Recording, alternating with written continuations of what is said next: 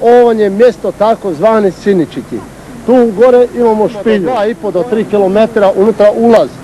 Unutra ima jedno jezero koje nikada ne presušava. Onda tu vam dolaze u ljetu turisti, dolaze narod, okolni učitelji, djeca, to sve dolazi unutra, plus toga tu ljudi napajaju blago, žene peru veš. Prije možda jedno 10 godina tu su sve bile mlinice, bilo jedno 5-6 komada jedna do druge. Sad više tih mlinica nema jer nema ljudi, malo ljudi ima, tako da to, sad su električni mlinovi izišli da su ti mlinovi otpali. I tako, mi u ljetu kad imamo vremena, pa malo mi idemo u Petinu, gore ima golubova, ima oni priroda, svako vrstni koje vise, pa to je lijepo za vidjeti. I tako, to nam je kao jedna zabava u ljetu.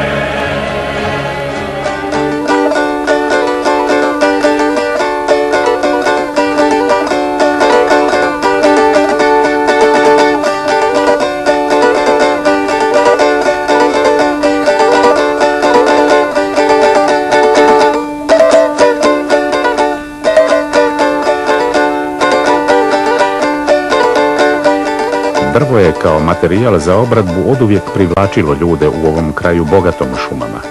Izrađivali su različite predmete potrebne za svakodnevni život.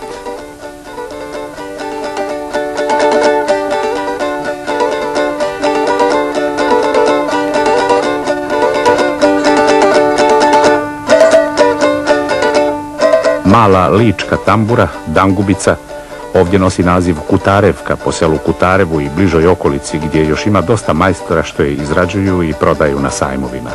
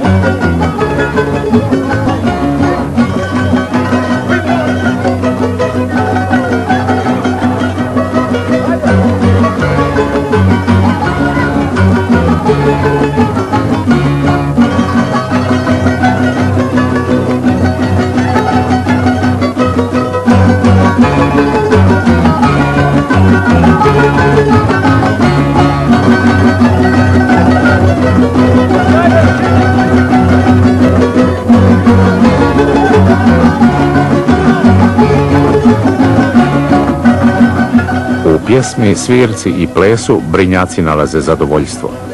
Možda i to je jedan od razloga što toliko vole taj mali, intimni prostor u kojemu se svi dobro znaju.